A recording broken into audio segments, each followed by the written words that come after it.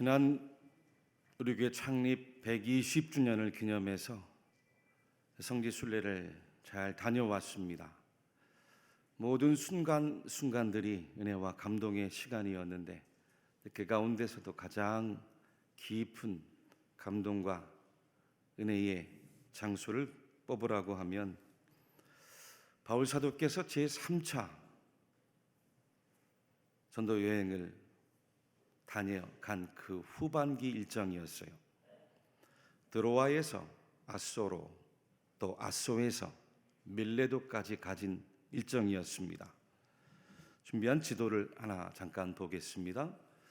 저 가운데 중앙에 동그라미 표시가 되어 있는 드로아와 아소 지명이 보이십니까? 저곳은 과거에는 터키라고 했는데 지금은 나라 명이 투르키로 바뀌었죠. 지금의 투르키의 북서부 지역에 있는 항구 도시입니다.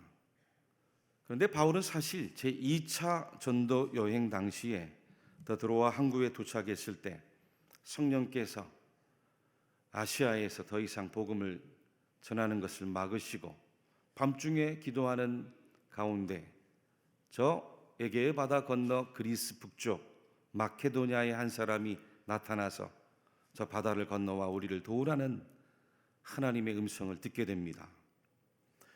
그리고는 지금의 저 그리스 북부 지방인 맨 위에 보이시는 빌립보부터 시작을 해서 데살로니가, 그리고 중부에 있는 베레야, 그리고 그리스 남쪽에 있는 아테네, 아덴, 그리고 고린도에 이르기까지 복음을 열심히 전한 거예요.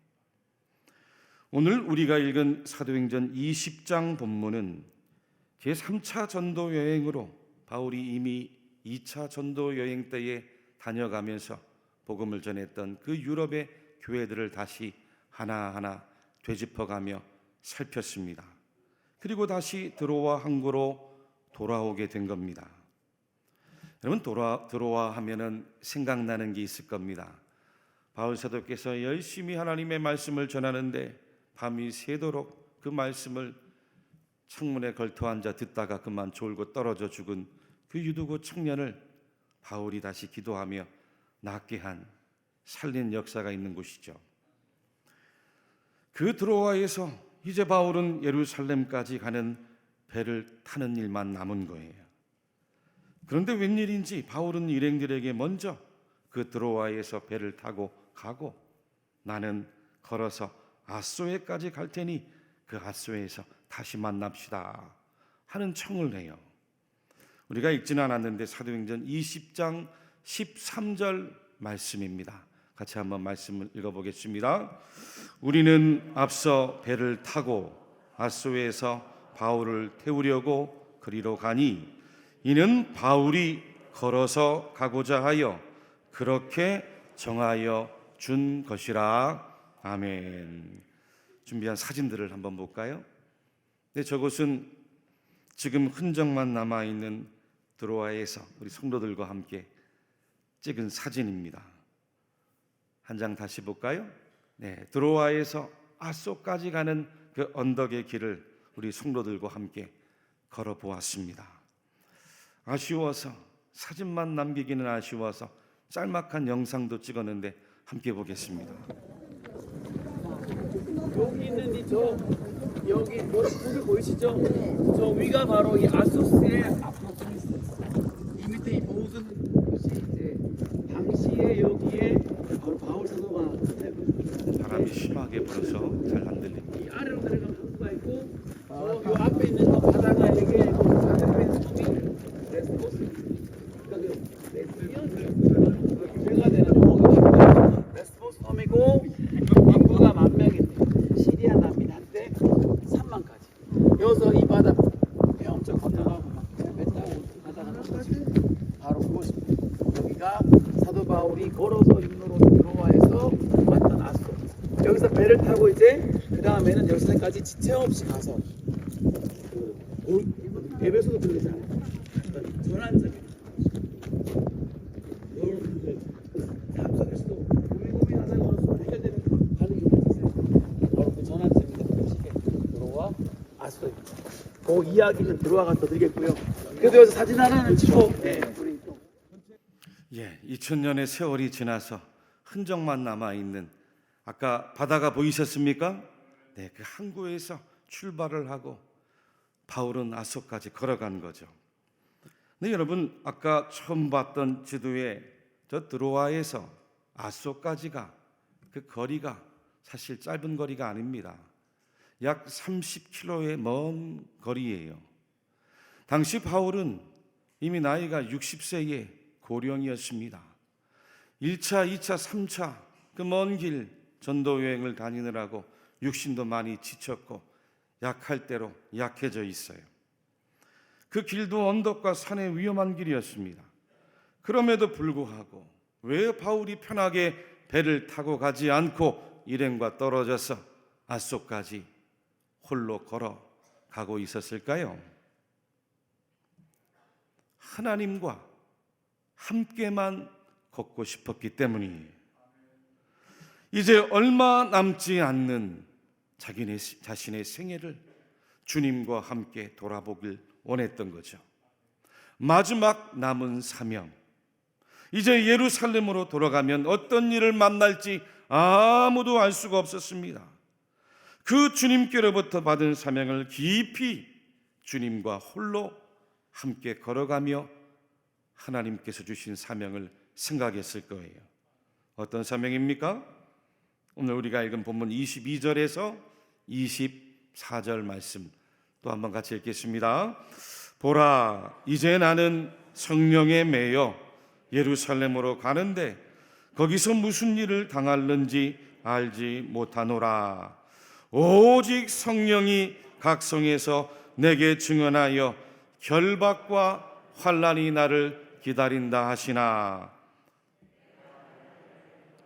주 예수께 받은 사명, 곧 하나님의 은혜의 복음을 증언하는 일을 마치려 하면은 나의 생명조차 조금 더 귀한 것으로 여기지 아니하노라. 아멘. 이제 아소에서 일행을 다시 만난 바울이 배를 타고 예루살렘으로 귀환하고 있습니다.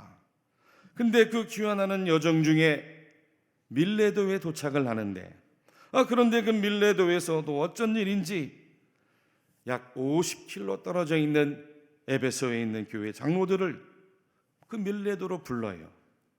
그리고는 에베소 교회 장로들과 함께 마지막이 될지 모를 하나님 앞에 예배를 절박한 마음으로, 간절한 마음으로 함께 드리는 거예요.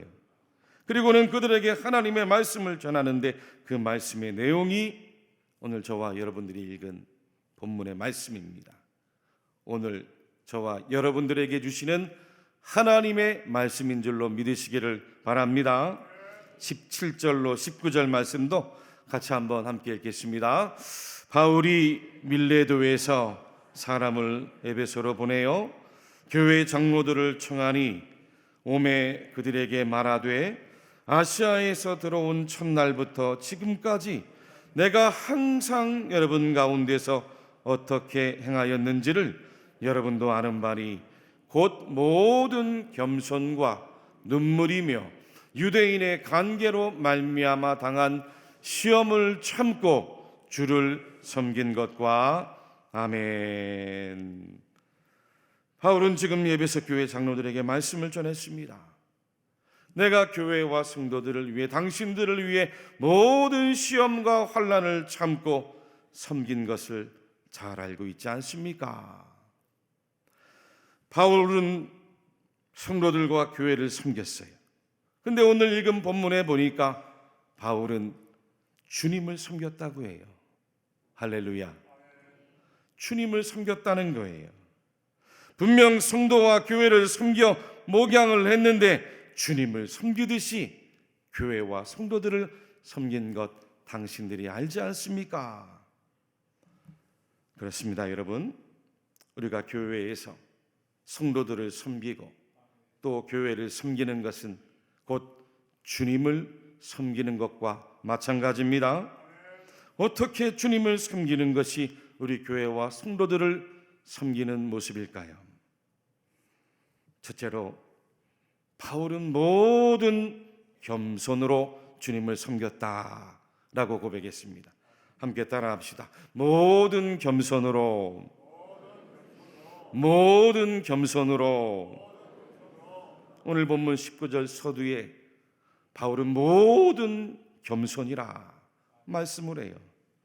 여러분, 모든 겸손이라는 것은 한 가지 겸손만을 말하지 않죠. 두 가지 겸손을 말하지도 않습니다.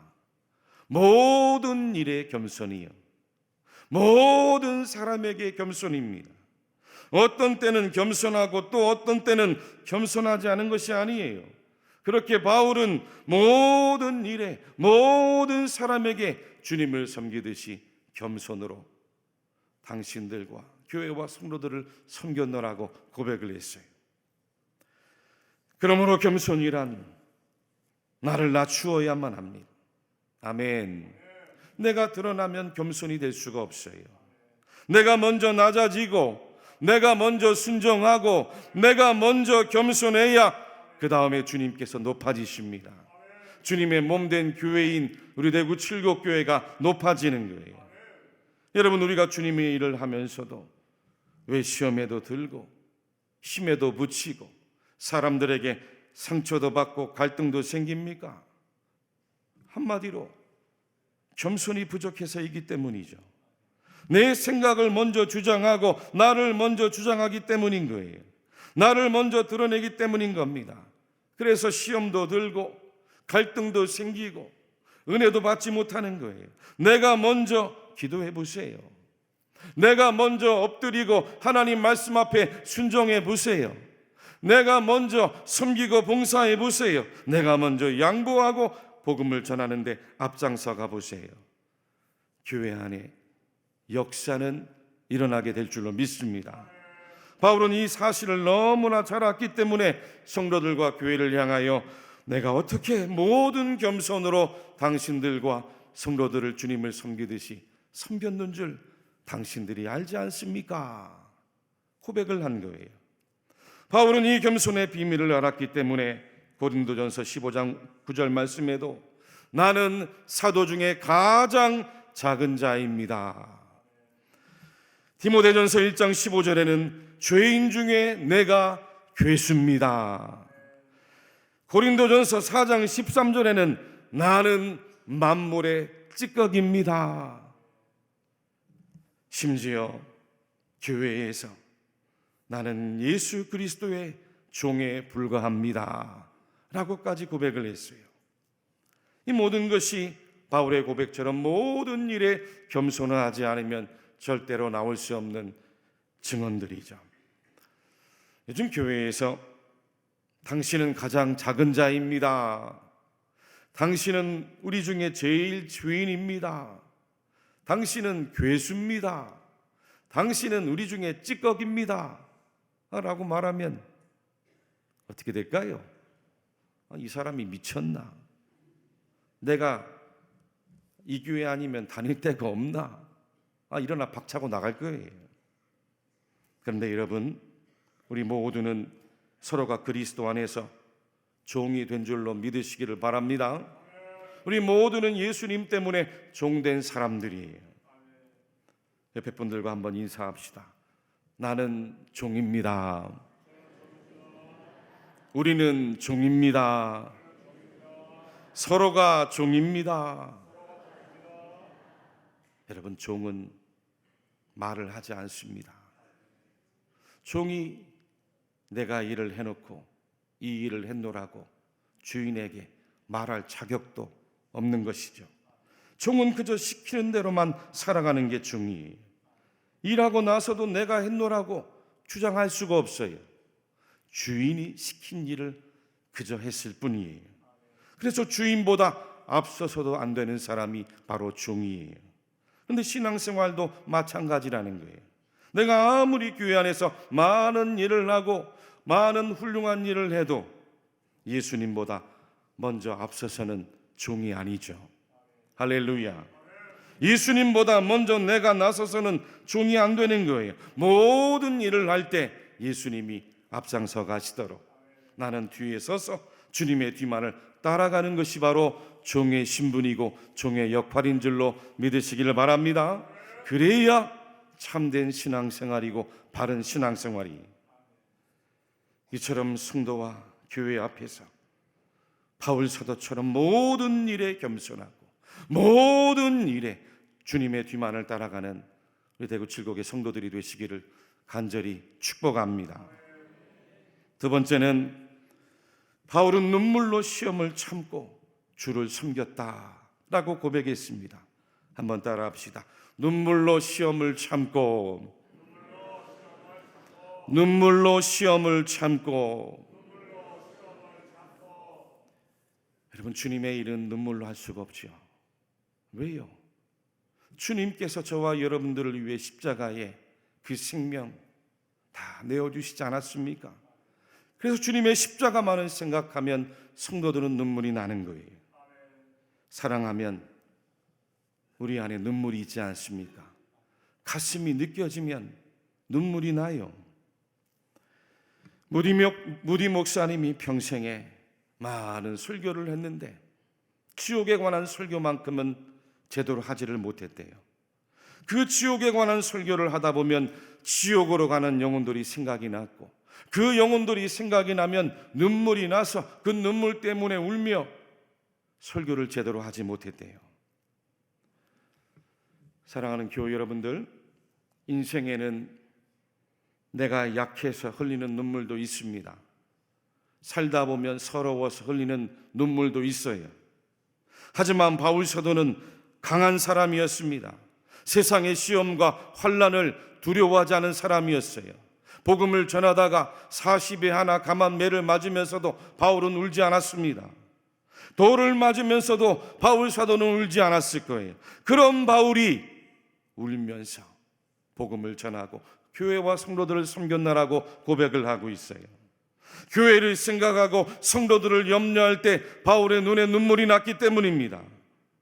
이 땅에서 교회가 부흥할 때도 많은 사람들이 철야를 하면서 하나님의 성전에 와 눈물로 기도를 드렸습니다.